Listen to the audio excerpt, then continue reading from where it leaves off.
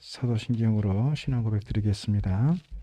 나는 전능하신 아버지 하나님 천지의 창조주를 믿습니다. 나는 그의 유일하신 아들 우리 주 예수 그리스도를 믿습니다. 그는 성령으로 잉태되어 동정녀 마리아에게서 나시고 본디오 빌라도에게 고난을 받아 십자가에 못 박혀 죽으시고 장사된 지 사흘 만에 죽은 자 가운데서 다시 살아나셨으며 하늘에 오르시어 전능하신 아버지 하나님 우편에 앉아 계시다가 거기로부터 살아있는 자와 죽은 자를 심판하러 오십니다. 나는 성령을 믿으며 거룩한 공교회와 성도의 교제와 죄를 용서받는 것과 몸의 부활과 영생을 믿습니다. 아멘. 찬송가 423장 찬송합니다. 찬송가 423장.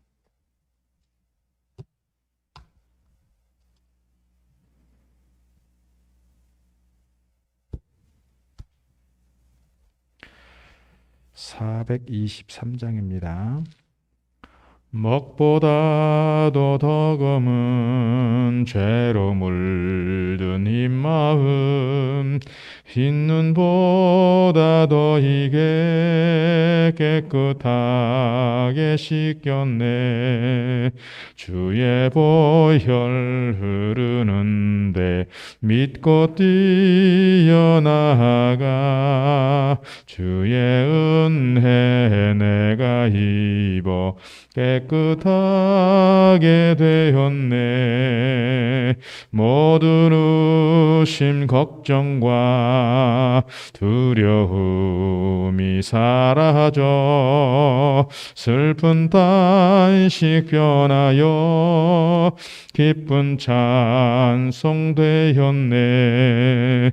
주의 보혈 흐르는데 믿고 뛰어나가 주의 은혜 내가 입어 깨끗하게 되었네.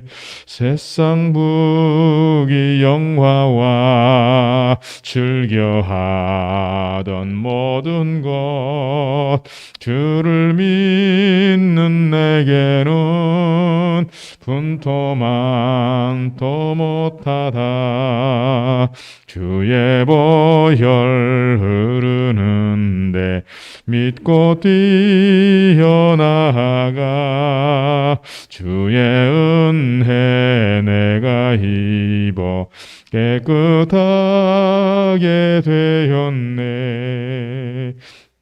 예 모든 보배는 저 천국에 쌓였네. 나의 평생 자랑은 주의 십자가로다. 주의 보혈 흐르는데 믿고 뛰어나가 주의 은혜 내가 입어 깨끗하게 되었네. 아멘. 출애굽기 12장의 말씀입니다. 출애굽기 12장.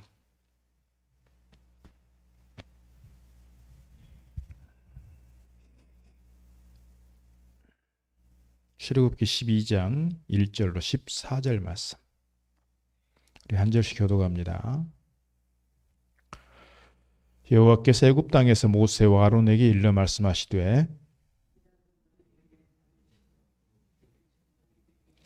너희는 이스라엘 온 회중에게 말하여 이르라. 이달 열흘에 너희 각자가 어린 양을 잡을지니 각 가족대로 그 식구를 위하여 어린 양을 취하되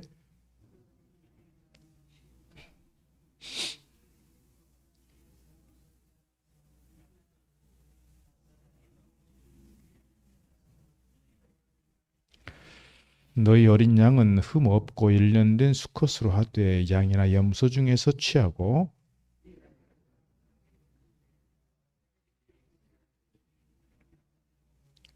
그 피를 양을 먹을 집 좌우 문설주와 인방에 바르고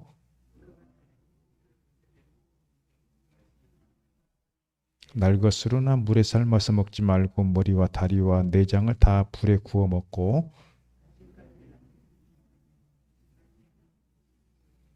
너희는 그것을 이렇게 먹을지니 허리에 띠를 띠고 발에 신을 신고 손에 지팡이를 잡고 급히 먹으라. 이것이 여호와의 유월절이니라.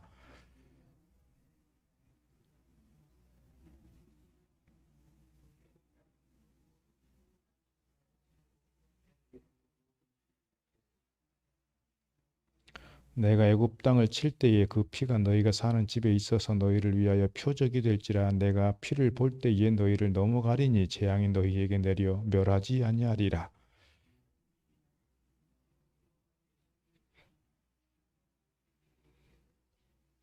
아멘. 오늘 4월의 마지막 날 아침 첫 시간 주 앞에 나와 기도하는 여러분에게 성령의 충만한 은혜가 함께 하시기를 바랍니다.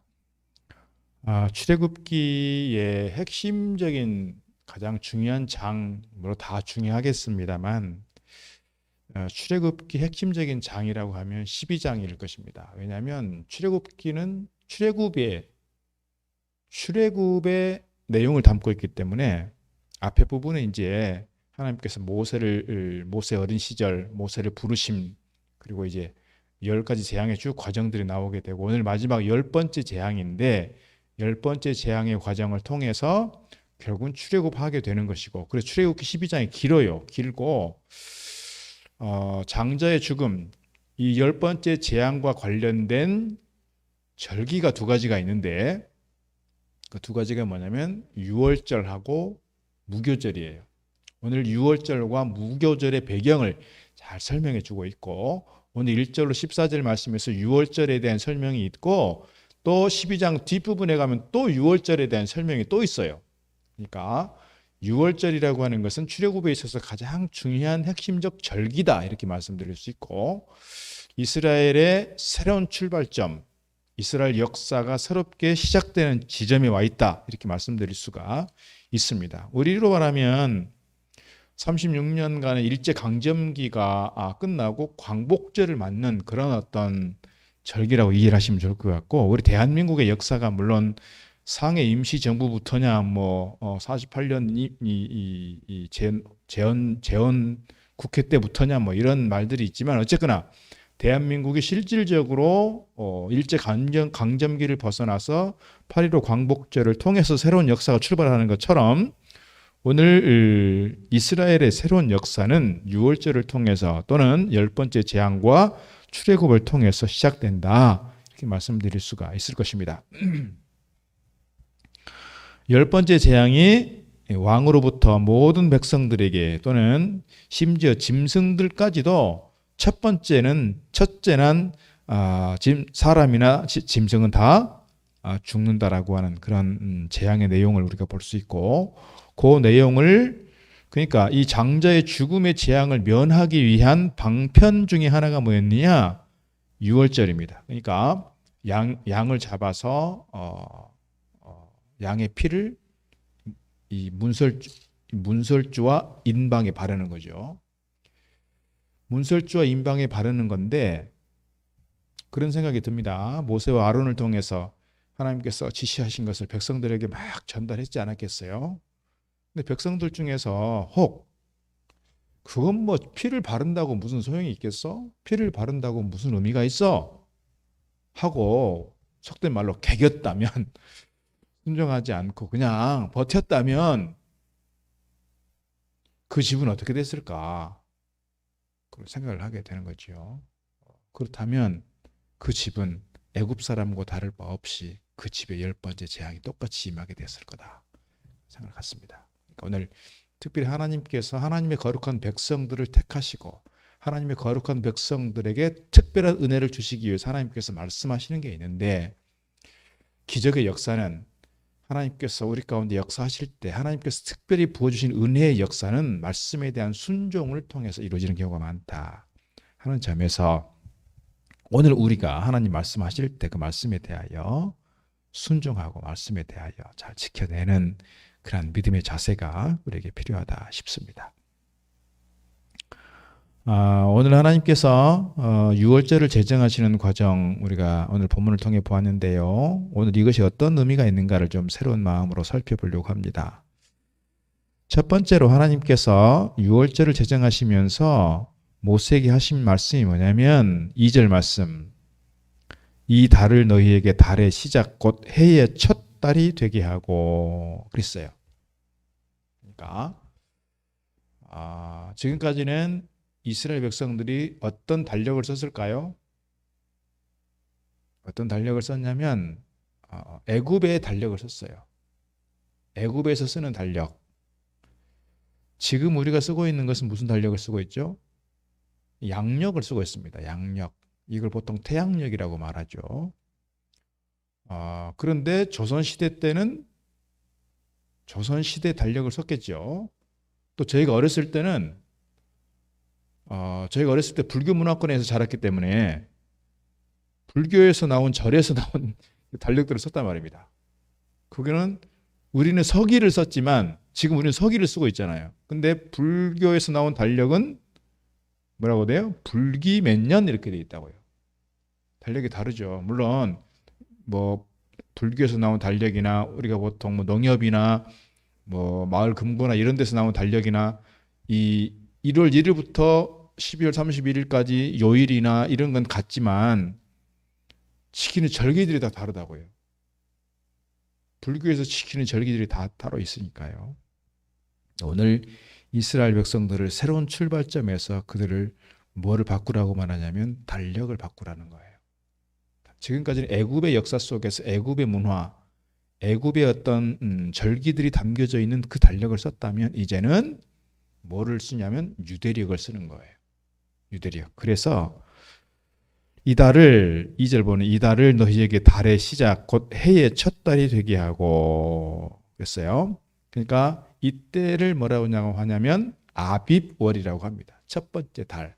근데 우리 양력으로 치면 이 아빕월이 언제쯤 되냐? 3월에서 4월 사이에요. 쉽게 말하면 봄이라고 말합니다. 봄. 그래서 6월절, 이때가 이제 6월절이 되는 거잖아요. 예수님께서 십자가에 달려 돌아가신 날이 무슨 날이에요? 6월절 전날이잖아요. 예수님께서 돌아가신 그날 저녁부터가 6월절이 되는 거예요. 그러면 그 6월절이 우리로 말하면 우리가 이 부활절을 계산해서 말하는 걸로 보면 언제예요? 4월 첫 주일이 부활주일이었으니까 3월 말 정도가 되는 거죠. 그러지 않겠습니까? 2021년 6월절이 그렇다고 말입니다. 그런데 이것도 계산하는 게 6월절이 언제냐 또 이스라엘 백성들이 쓰는 그 유대력 중에서 새해는 이 사람들은 아비벌을 1월 달로 쓰면서도 새해는 또 아비벌이 아니에요. 새해는 언제냐면 나팔절이 있는 때예요. 나팔절이 언제냐면 그들이 말하는 7월 1일 나팔절이고 7월 10일이 뭐냐면 대속죄일이에요. 나팔절이 되면은 나팔을 불면서 양각 나팔을 불면서 새해가 시작됐다는 걸 가르쳐 주는 것이고 막 선포하는 거예요. 우리로 말하면 이제 송구영 흰예배를 드리듯이 아니면 새해 첫날 해가 뜨는 장면을 우리가 기억할 수 있겠죠. 그리고 열흘이 지나고 나서 대속죄일이 있어요. 대속죄일에 한번 대제사장이 어디를 들어간다고요? 지성소를 들어가는 날이에요. 대속죄일에. 그렇게 하는데 그러면 2021년에 6월절은 며칠이고 나팔절은 며칠이고 대속죄일은 며칠이냐? 이것도 계산하는 사람에 따라 달라요. 저도 검색해봤어요. 저도 오늘 말씀 준비하면서 도대체 이게 지금 2021년에 6월절, 2021년에 나팔절은 언제냐? 달라요. 계산하는 게 다르더라고요. 통일돼 있지 않아요.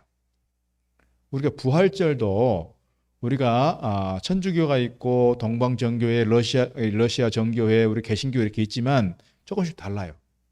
부활절을 지키는 절기 다르다고요. 성탄절도 다른 경우도 있겠죠. 그러니까 6월절이나 2021년에 말하는 6월절, 2021년에 말하는 나팔절이 우리 양력으로는 언제냐라고 했을 때 보통 9월 6일이 2021년에 9월 6일이 나팔절이고 9월 16일이 대속죄일이다라고 하지만 어떤 데는 10월 7일이고 10월 16일이 된다라고 하는 데도 있고 달라요. 그 기준점을 대개 보면은 다니엘에 나오는 며칠 한 해 한 해로 계산하는 경우가 있고, 그 다니엘을 기준으로 하고 있는 그 기준점이 어디 있냐면 포로에서 돌아오는 날, BC 뭐 605년 또는 뭐 포로 잡혀가는 날, 이게 달라요. 그러니까 우리가 2021년에 뭐 나팔절이 며칠이냐, 6월절이 며칠이냐 이걸 따질 필요는 없다라고 생각이 듭니다. 그러나 그러한 절기가 가지고 있는 상징, 그 절기가 가지고 있는 의미는 우리가 좀 이해를 하면 좋겠다라고 하는 것이고, 예수님께서 십자가에 돌아가시는 것은 사도 바울을 통해 고백하고 있는 것처럼 6월절 어린 양이라고 하는 그런 맥락에서 오늘 우리가 구약 시대의 어떤 그런 관점에 머물러 있는 것이 아니라 복음 안에서 새롭게 이 6월절이 해석이 된다는 점에서 우리가 생각하는 6월절의 양은 누구냐? 예수 그리스도다. 예수 그리스도의 구속의 피를 통해서 우리가 죽음으로부터 벗어날 수 있었고, 죽음으로부터 자유할 수 있게 되었고, 죽음으로부터 우리가 새로운 생명을 얻게 되었다라고 하는 그런 의미에서 우리가 오늘 말씀을 좀 이해할 수 있으면 좋겠습니다. 중요한 건 뭐냐면 이스라엘 백성들이 새롭게 역사를 출발하면서 그들이 달력을 바꿨다라고 하는 것. 예전의 달력, 예전의 습관, 예전의 문화, 예전에 우상을 섬기던 그 절기들이 다 이제는 새로운 관점에서 하나님을 섬기게 되고, 하나님께서 정해주신 절기를 따라가고 하나님께서 정해주신 나를 따라간다라고 하는 의미에서 새로운 나라, 새로운 백성이 되었다는 것을 우리가 기억할 수 있으면 좋겠습니다. 자, 그렇다면 5절로 7절 말씀 보게 되면 이 새로운 출발의 기점이 어딘가를 설명합니다.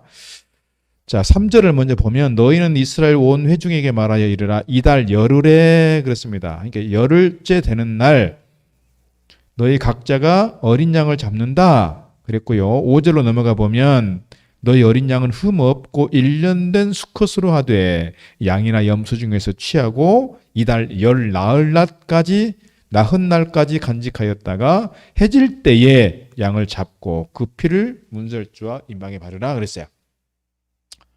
자, 열흘에 10일에 양을 취하고 양을 정하고 며칠을 잡으라고요? 14일 날 잡으라는 거예요. 왜 이렇게 4일 동안 붙잡고 있으라고 했을까요? 오늘 말씀 보면 5절 말씀 보면 흠이 없고 1년 된 수컷이나 양으로 하라 그랬어요. 야, 1년 된 수컷으로 하되 양이나 염소로 하라. 1년 된 양이나 염소로 하라는 얘기는 뭘까요? 그때가 가장 좋은 때예요. 쉽게 말하면 맛있는 때예요. 그렇게 좀 말하는 게 좀 그렇지만 하여튼 먹기 좋은 때 또는 맛있는 때, 쉽게 말하면 그거예요. 하나님께서 뭐 제사 음식을 뭐 받고 이런 건 뭐 그렇게 하는 건 아니지만, 그러나 가장 우리 인생에 있어서 청년 때가 가장 좋을 때잖아요. 쉽게 말하면 청년 때가 우리 신체적 조건에 있어서 그것처럼 1년 된 양이나 1년 된 염소가 되었을 때, 그리고 수컷은 대표성을 가지고 있는 상징이 있으니까 수컷 양, 수컷 염소를 취하는데 왜 4일 동안을 기다리느냐? 그 4일 동안의 짐승을 제대로 살펴서 흠이 있는지 없는지를 좀 구별해내라 이 말이겠죠. 그렇게 하고 짐승을 잡아 바치게 됐습니다. 13절 말씀 보니까 이렇게 말합니다. 내가 애굽 땅을 칠 때에 그 피가 너희가 사는 집에 있어서 너희를 위하여 뭐가 된다? 표적이 된다. 사인이 된다. 그 말입니다. 내가 피를 볼 때에 너희를 넘어가리니 재앙이 너희에게 내려 멸하지 아니하리라. 그래서 이 날을 기념하여 영원히 규례를 삼는데 뭐냐? 그 절기는 6월절이다. 6월절이라는 게 뭐야? 패스 오버 한다는 거예요. 넘어간다. 뭐로부터 넘어간다? 죽음의 사자가 이 집을 넘어간다는 거예요. 그래서 양의 피가 또는 염소의 피가 발라져 있지 않는 집들은 다 뭐예요? 그 집에 죽음의 사자가 들어가서 장자를 다 죽이게 됐어요. 사람이든 짐승이든. 그러나 이 임방과 문설주의 양의 피와 염소의 피가 발라져 있는 집들은 다 넘어간다. 이게 6월절이에요. 6월절. 그렇게 우리가 이해를 해볼 수가 있습니다. 그래서 왕으로부터 모든 백성들에게 또는 모든 짐승들에게 이러한 장자의 죽음에 대한 재앙이 임하게 되었다 하는 걸 볼 수 있습니다. 아까 말씀드린 것처럼 고린도서 5장 7절 말씀 보게 되면 우리의 유월절 양 곧 그리스도께서 희생되셨다라고 말씀하고 있는데, 그리스도께서 오늘 우리를 위해서 십자가에 달려 돌아가신 것을 유월절 희생양으로 우리가 그렇게 이해한다 그 말입니다. 오늘 이스라엘 백성들이 이제 출애굽을 통해서 새로운 역사를 만들어 가는데 새로운 출발점에 서 있는데, 그 새로운 출발점에서 어떤 모습으로 서야 되느냐, 새로운 삶에 대한 어떤 그런 자세 세 가지로 말씀을 드릴 수 있는데, 오늘 우리가 뭐 새해는 아니지만 우리가 4월을 마지막 이제 오늘 보내고 내일 이제 5월 1일 새로운 한 달이 또 시작된다는 점에서 오늘 그런 의미를 좀 잠깐 생각할 수 있으면 좋겠습니다. 하나는 새로운 출발점에서 우리가 생각할 수 있는 것은 과거에 대한 회상일 때 과거에 대해서 감사할 수 있으면 좋겠다 하는 거예요. 과거에 대해서 회상하면서 우리가 돌아보면 과거에 내가 상처받았던 거, 내가 힘들었던 거, 내가 불행하다고 느꼈던 거, 그래서 모세의 기도를 통해서 우리의 인생은 70이든 80이든 수고와 슬픔뿐이라고 말씀하였지만, 그러나 오늘 우리가 과거의 인생을 돌아보면서 과거의 우리의 삶을 돌아보면서 지금까지 우리를 인도하신 그 하나님께 대하여 감사하지 못한다면 우리 인생을 행복할 수 없다는 거예요. 과거에 대해서 늘 상처로 얼룩져 있고 상처가 계속해서 내 안에 머물러 있고 그 상처 때문에 계속해서 앞으로의 인생을 가는 데 있어서 계속 그 상처가 나를 붙잡고 있다면, 그래서 여전히 내 인생을 불행한 인생으로만 그렇게 규정을 해버린다면 앞으로 나아가는데 어려워진다는 거예요. 행복할 수 없다는 거예요. 그래서 과거에 대해서 내 삶을 돌아보면서 그럼에도 불구하고 나에게 도움을 주었던 사람들에 대해서, 그리고 나를 지켜주신 그 하나님에 대하여, 내가 예수 그리스도를 통해서 구원받게 된 것에 대하여 늘 감사할 수 있을 때 내 인생에 진정한 새로운 출발점이 생길 수 있다, 그런 말씀입니다. 오늘 8절 말씀을 보면 그 밤에 그 고기를 불에 구워 무교병과 쓴 나물과 아울러 먹되 그랬어요. 고기를 구워 먹는데 무엇과 먹는다? 쓴 나물과 함께 먹는다 그랬어요. 우리가 예전에 그 6.25 행사 같은 거 가끔씩 하면 6.25 행사 때 주로 뭐 먹었어요? 주로 주먹밥 만들어 먹었잖아요. 주먹밥을 물론 뭐 양념을 잘해서 먹을 수도 있지만 대개 6.25 행사할 때 만든 주먹밥은요, 맛이 없는 주먹밥들이었어요. 주로 보리가 섞여 있고.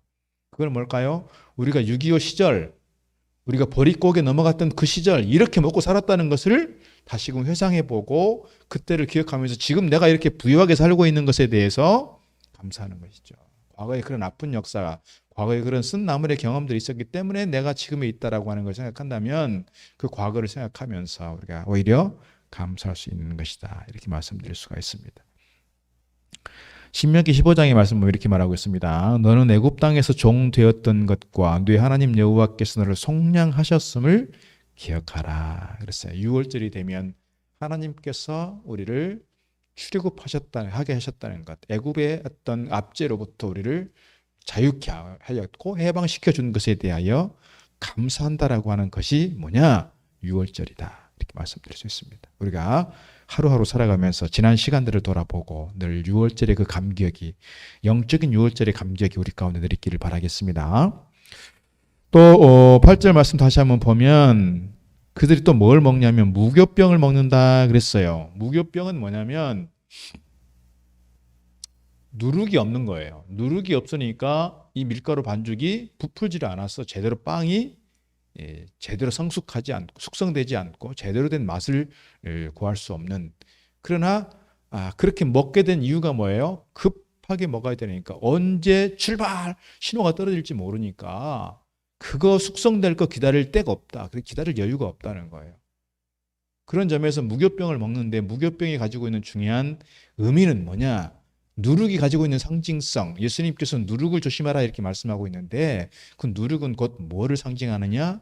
죄악을 상징한다는 거예요. 그래서 그 무교병을 통해서 우리가 얻을 수 있는 교훈은 뭐냐?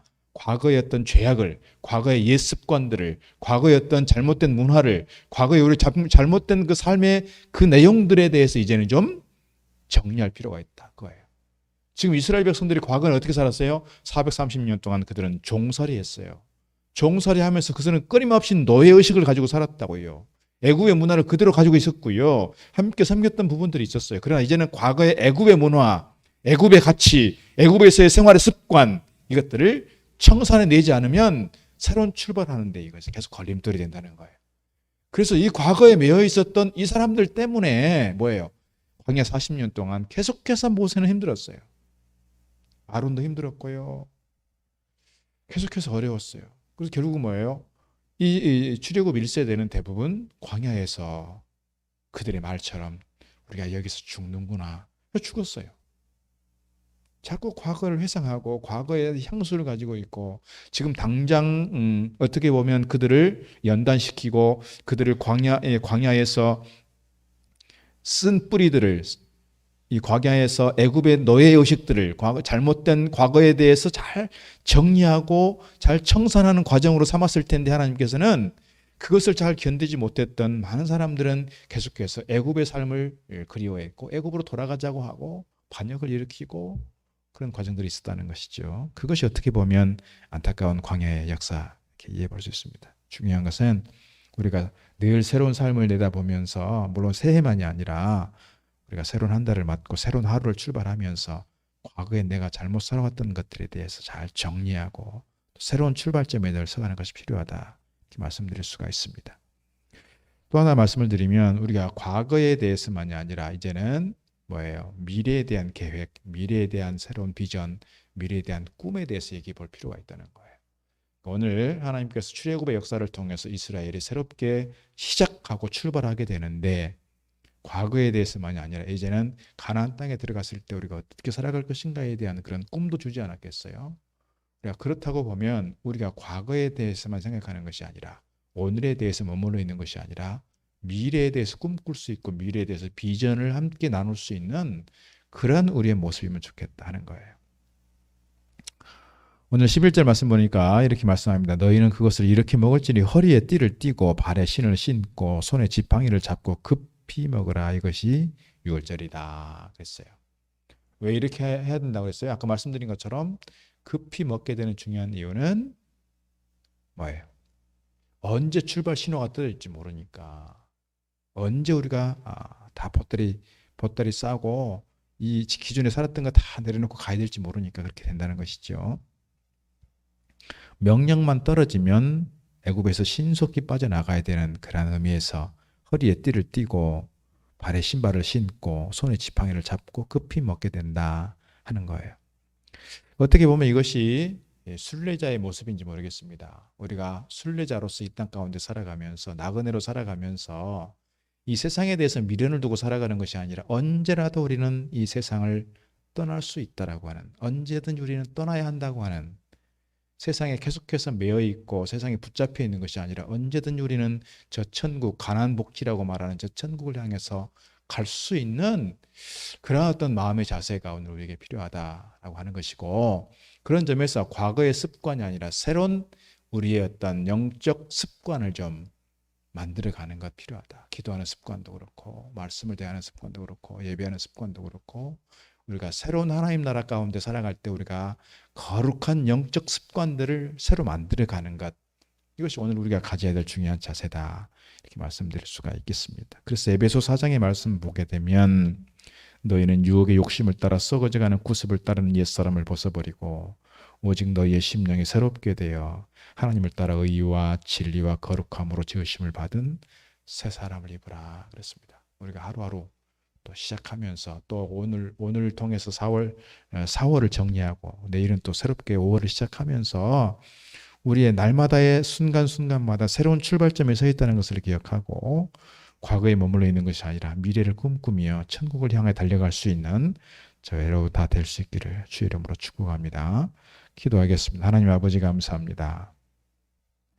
오늘 4월 30일 4월의 마지막 날 또 저희들이 이 새벽을 깨어 주님 앞에 나오게 하시고 또 한 달을 잘 정리하고 나아가도록 인도하시니 감사드립니다. 오늘 출애굽의 시작점에서 6월절의 모습들을 보았습니다. 오늘 이스라엘 백성들이 과거의 애굽에서의 문화 애굽에서의 절기, 애굽에서의 습관, 애굽에서의 가치가 아니라 이제는 하나님께서 기뻐하실 만한 새로운 출발점에서 하나님께서 기뻐하실 만한 삶의 문화와 습관을 가지고 나아가는 그 모습 보았습니다. 오늘 저희들의 하루하루 순간순간 과거에 대하여 감사하고 하나님 은혜에 대하여 기억하며 오늘 우리에게 있는 옛 습관들을 벗어버리고 청산하고 새로운 습관으로 거룩한 영적 습관들로 새롭게 우리의 삶을 다듬어갈 수 있는 저희들 되도록 인도하여 주옵소서. 그래서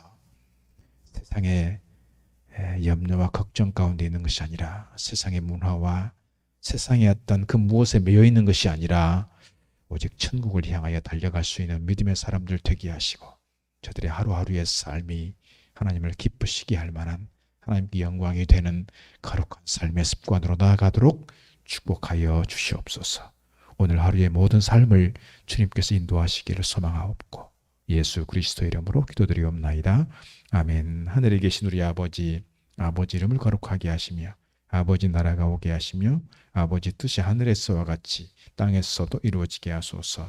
오늘 우리에게 일용할 양식을 주시고 우리가 우리에게 잘못한 사람 용서해 주는 것 같이 우리 죄를 용서해 주시고 우리를 시험에 빠지지 않게 하시고 악에서 구하소서. 나라와 권능과 영광이 영원히 아버지의 것입니다. 아멘.